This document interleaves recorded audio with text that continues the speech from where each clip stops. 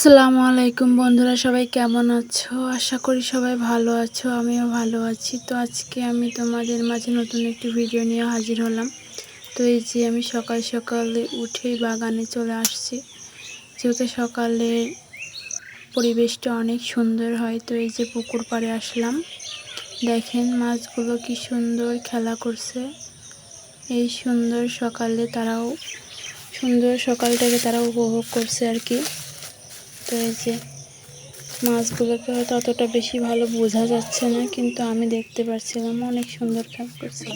তো এই যে এখন আমি চলে আসলাম বাদাম গাছের কাছে। আমাদের বাদাম গাছে অনেক সুন্দর সুন্দর বাদাম ধরে আছে, দেখেন। তো এই যে তারপরে আমি রান্নাঘরে চলে আসলাম। কালকে রাত্রে রাখা কিছু দুধ নষ্ট হয়ে গেছে, তো ভাবলাম এটা দিয়ে কিছু একটা করা যাক। তো এই ভিডিওটাই তোমাদের মাঝে শেয়ার করব আমি আজকে। তো এই যে নষ্ট দুধ দিয়ে কী বানাই সেটাই দেখতে থাকেন, ভিডিওতে একটা লাইক দিয়ে কন্টিনিউ করতে থাকেন। তো এই যে আমি দুধটাকে চুলার উপর বসিয়ে দিলাম। এখন আমি এটাকে সুন্দর করে জাল করে নিব আস্তে ধীরে। তো যারা আমার চ্যানেলে নতুন, সবাই প্লিজ একটা সাবস্ক্রাইব করে দাও চ্যানেলটাকে। তো এই যে আমি আগুন দিচ্ছিলাম উনুনে। তো আমি কিন্তু মাটির চুলাতে বেশিরভাগ রান্নাবান্না করি। তো এই যে আমি ধোয়ার কারণে হয়তো বুঝতে পারছো না তোমরা। তো এই যে আমি নাড়াচাড়া করছিলাম, আস্তে আস্তে নাড়াচাড়া করতে হবে। আর রান্নাটা করতে দেখো এটা কিন্তু ছানার মতো হয়ে যাচ্ছে। তো পানিটা একটুখানি শুকিয়ে আসলে তখন আমি এর ভিতরে চিনি অ্যাড করব। এটা তৈরি করতে বাস চিনি আর দুধই লাগবে, নষ্ট দুধ আর চিনি। তো এই যে এই চিনি আমি এখন দুধের ভিতরে দিয়ে দেব।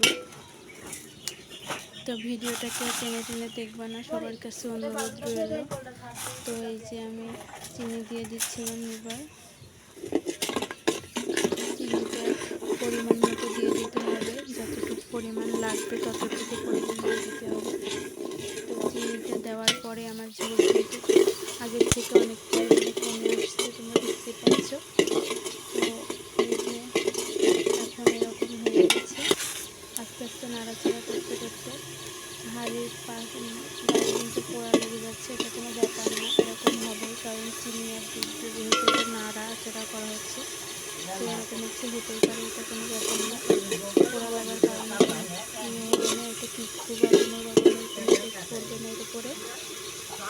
কিন্তু বেশি যাতে পোড়া না লাগে সেদিকে একটু নজর রাখতে হবে। তো আমার ভিডিওটা অনেক আপুরেন ভাইয়ারা সবাই দেখেন, সবাই সুন্দর সুন্দর কমেন্ট করেন, তাদেরকে অনেক অনেক ধন্যবাদ। আমার পাশে থাকার জন্য তাদেরকে অনেক বেশি ধন্যবাদ। সবাই পাশে থাকবেন, সাথে থাকবেন। তো এই যে নাড়াচাড়া করতে করতে কিন্তু আমার দুধের ইয়েটা এরকম হয়ে গেছে, এরকম সুন্দর কালার চলে আসছে। তো যখন এরকম সময় আসবে তখন একটু বেশি নাড়াচাড়া করবো আস্তে আস্তে।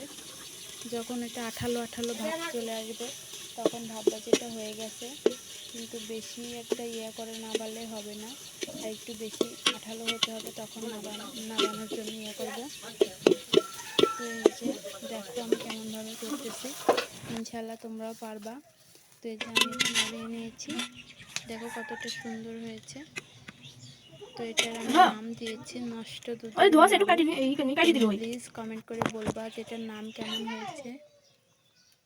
তো এই যে আমি নামিয়ে নিচ্ছিলাম।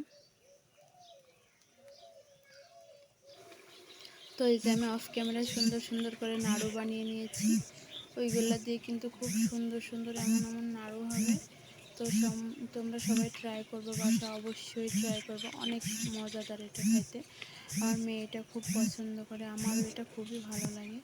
তো যারা যারা আমার ভিডিওটা দেখছে সবাই প্লিজ একটা করে লাইক দিয়ে দিবা, সুন্দর একটা কমেন্ট করবা। তো আল্লাহ হাফেজ সবাইকে, সবাই ভালো থাকবা, সুস্থ থাকবা। আল্লাহ হাফেজ সবাইকে।